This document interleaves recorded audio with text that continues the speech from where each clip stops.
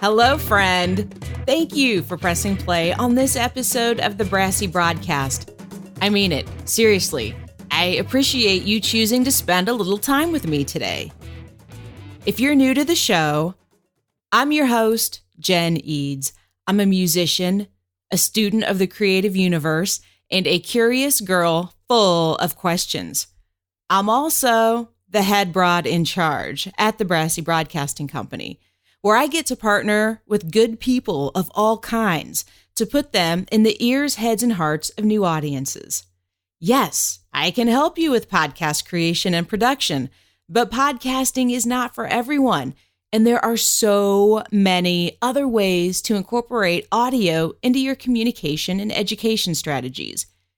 Email me at jen, Jen, at brassybroad.com if you want to explore the audio possibilities of getting into the ears, heads, and hearts of your audience. I have to tell you, Instagram is my jam lately. I'm having so much fun with the filters and the stories and sharing some behind-the-scenes stuff into my music and podcasting world.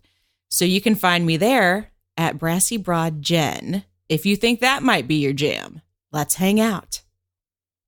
This episode is a companion episode to go along with the last episode, number 77, called Mom Knows.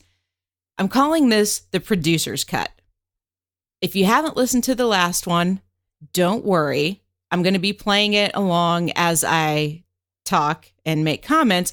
But if you want to hear it pristinely without me piping in and commenting, just go back and click on episode 77.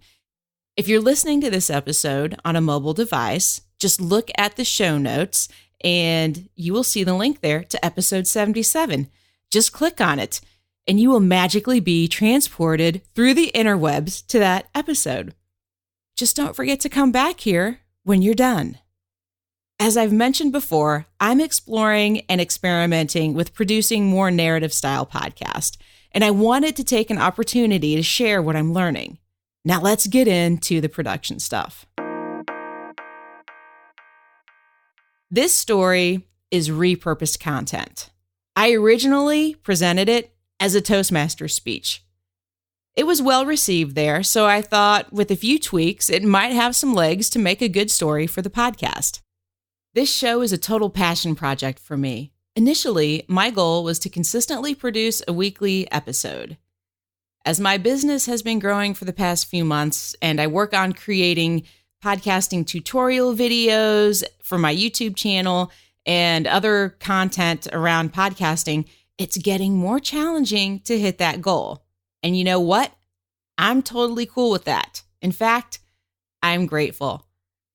It has become crystal clear to me over the past few weeks that this podcast is my playground for audio experimentation.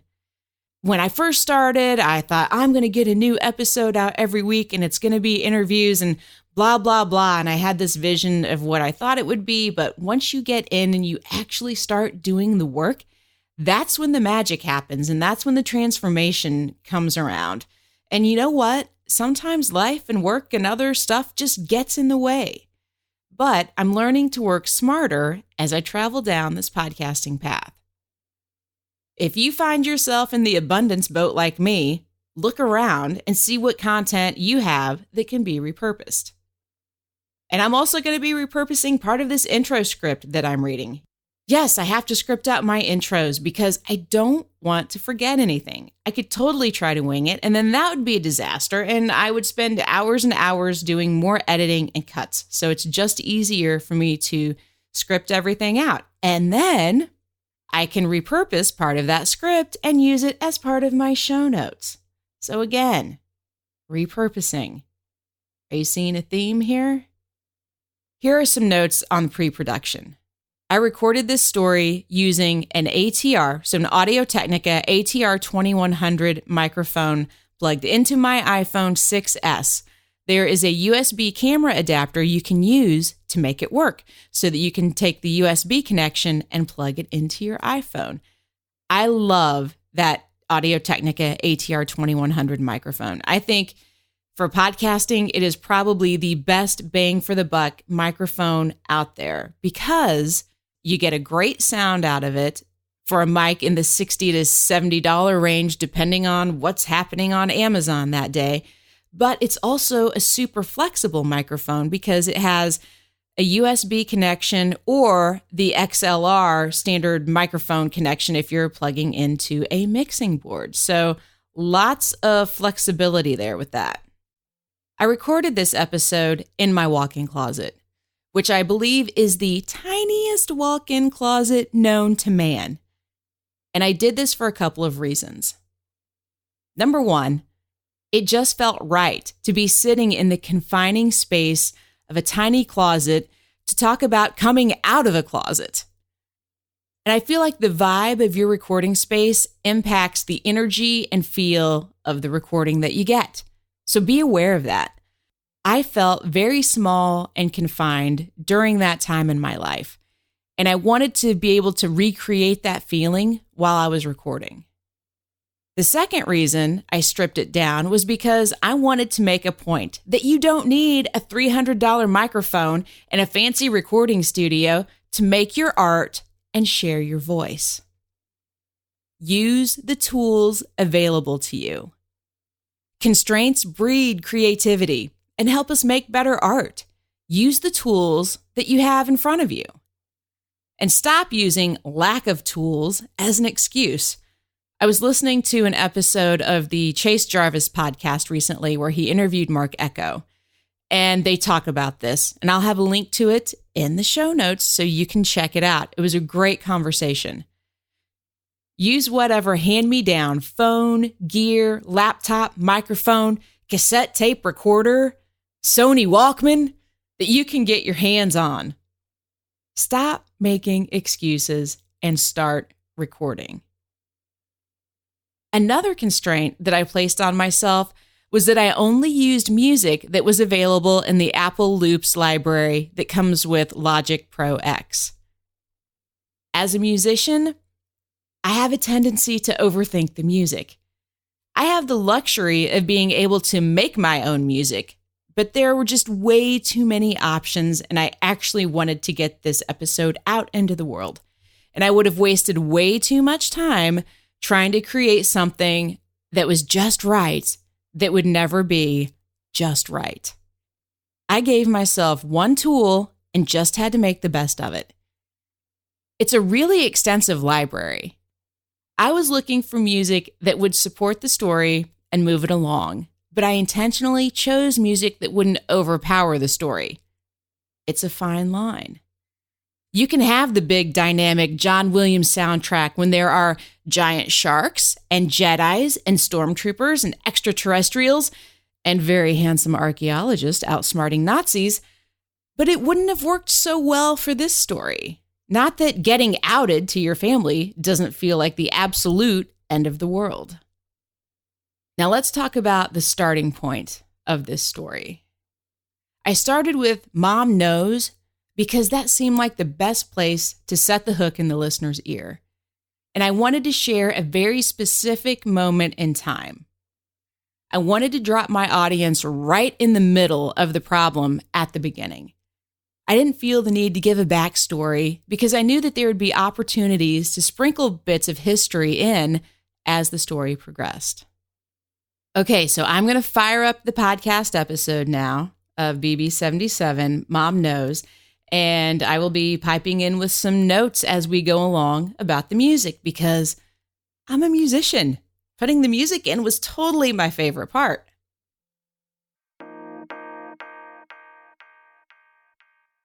Mom knows, she said. Mom knows what? I asked. Mom knows you're gay. All right, so we are dropped in the middle of this story and the stuff is hitting the fan. At this point, I need music that feels swirling and unstable to support that same emotion that I was feeling because I felt incredibly unstable at this point in the story. And there were so many fears just rolling around in my head because I knew life would never be the same. So I found this music that had that sense of motion and chaos. That Saturday morning, I was forced out of the comfort of my closet by the two scariest words in the English language. Mom knows. The life I had enjoyed for 27 years went up in a mushroom cloud as those two words dropped into my world. No more family vacations, no more family Christmases, no more celebrating my dad's birthday with homemade ice cream and fireworks on the 4th of July. My parents' circle of friends would no longer refer to me as Barb and Gary's musician daughter or the one that works where they have those big concerts. I would now only be mentioned in hushed whispers as the gay one. There was no time that morning to really process the bomb my sister had so casually dropped. I had to lead orientation for 150 new concession employees at the amphitheater. My breakdown would have to wait until after I taught folks how to properly pour beer. Okay, so now it's time for a scene transition.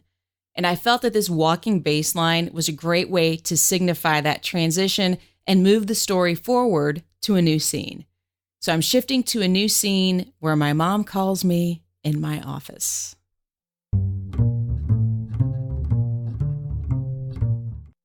I was in my office preparing that morning when the call came. Jen, it's your mom.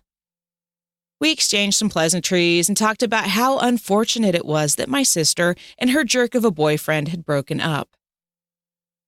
My mom proceeded to tell me that Mr. Jerkface sent her an email about what an awful person my sister was, and just for kicks and giggles, at the end of it, told my mom I was gay. She asked if it was true. I was exhausted. Living a lie is hard work. He's not lying, was all I could say. At this point in this story, I've already said I'm exhausted. So I needed some kind of music that would support that. And I felt like this melancholy keyboard, I think that the loop is actually called slow motion piano. How perfect. Because it totally supported how I was feeling about that phone call. And then again, it sets up a scene transition and the music ends before the start of the next scene. Other than some tears, uncomfortable silence, and I shouldn't have let you play football at recess. The rest of that conversation is a bit of a blur. We hung up, and off I went to lead my orientation. Speaking of orientation, Mother's Day weekend was the first time I went home to visit after that awkward Saturday morning conversation. I had a 2.5-hour drive to my parents' house to let all of the worst-case scenarios play out in my head. I walked in the door. My mom made me some lunch. My dad came in from cutting the grass, sat down, and said, "So, tell us about your new orientation." That was not one of the scenarios I had played out in my head. So I just sat there and listened. "You're going to hell. What are your friends going to say?" "Well, we can't tell your grandmother." "I will not step foot in your house if you're living there with another woman." It was brutal. Happy Mother's Day. Again, at this point, still feeling pretty sad and mellow and melancholy in the story. So I found these lounge vibes that I felt kind of echoed the sentiment of the previous piano piece, but changed the instrumentation, but still maintained that same kind of vibe.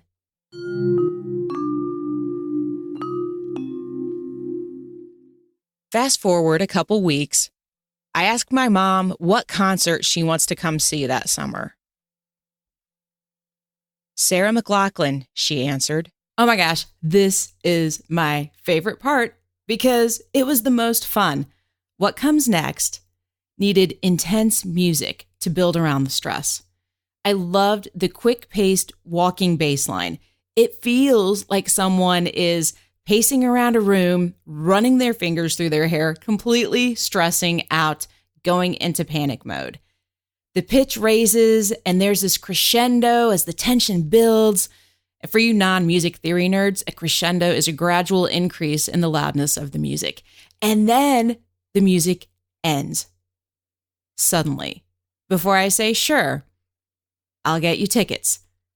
I actually cut off the end of the music because I wanted a hard, abrupt stop so the focus then would be on the dialogue. Oh no, not Sarah. Not Sarah. Not Lilith Fair. The one day of the summer concert season when thousands of ladies, accompanied by their special lady friends, would descend upon the venue, holding hands, dancing, frolicking, enjoying a day, safe to feel comfortable in their own skin. Sure, I'll get you tickets. I had to start planning. How was I going to manage my mother's experience while managing 200 employees and making sure that the other 19,999 people in the venue had plenty of beer and hot dogs? What's a girl to do? Okay, truth be told, this is the one section in the entire podcast where I did feel limited by the rules that I'd set for myself around using the Apple Loops library. But you know what? You get what you get and you don't throw a fit. So this is the Call in the Lesbians French horns. And you know what? It's the best piece that I had to choose from. Ideally, there would have been a single French horn that sounded a call to a rally. As an interesting side note, I discovered that French horns totally make me think of the John Williams soundtrack for Indiana Jones. Isn't it funny, the connections that we make to certain instruments? Call in the lesbians. I put my two gay besties in the box seats with my mom and sister. A day filled with potential for disaster turned out to be a blessing. My mom met my gay friends that day. They welcomed her to their table in the VIP club and into the community with kindness, compassion, and a few cosmos. And now it's time to set up another transition. So this keyboard music with a little percussion for the scene transition from Lilith Fair to the current time. And the sample is actually called Time Lapse Synth. How could I not choose that? We've come a long way as a family in the years since that guy emailed my mom. Over the years, my rage and disgust with him has shifted to gratitude. I'm happy to report that my parents love my wife, Beth. I don't think we can keep my dad out of our house if he knows Beth is throwing something on the grill. And now the big joke is that she's the daughter my parents always wanted. This next piece of music signified a topic transition. It's a simple, melancholy synthesizer chord progression to support the message of what it's like, to support the message of what it feels like to live in Indiana sometimes. I know it's not always easy for my mom and dad. We live in Indiana. It's a conservative state. Our former governor, and now vice president, gave a solid effort here to try to legalize discrimination toward the LGBT community under the guise of religious freedom.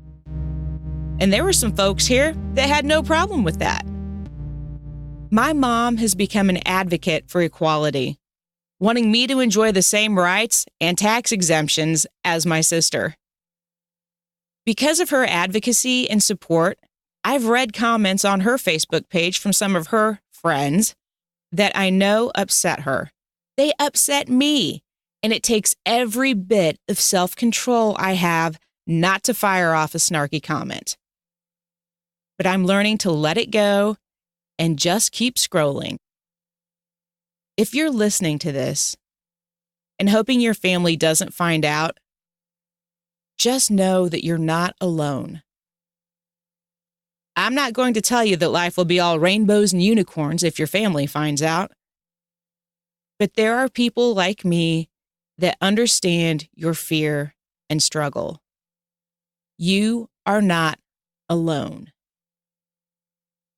The beauty of family is that family isn't always biological. Those women that welcomed my mom to the table that day at Lilith Fair are as much my family as the one I was born to. Find your people.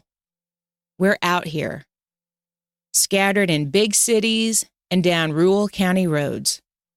It hasn't always been easy. But today, I am so grateful Mom knows. Thanks for listening. If you want to share your story, tweet me at BrassyBroadGen. Now get out in the world and do some good. And then comes the outro music. At some point, you have to put a bow on it and put it out to the world, because I do truly believe that done is better than good.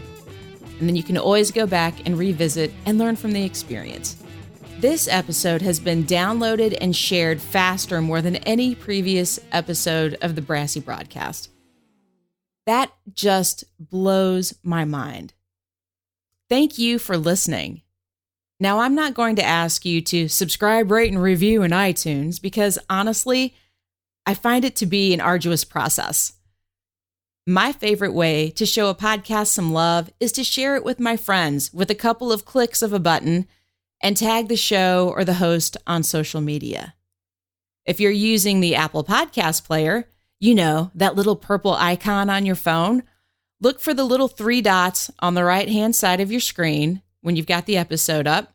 Click on those and then select Share from the menu that pops up. I use the Pocket Cast podcast app for most of my podcast listening. It has those same little 3 dots that you can tap to bring up the menu, again, so you can easily share the episode. Even if you don't find this particular episode share-worthy, go share another podcast that you dig. Now spread some podcast love and get out in the world and do some good.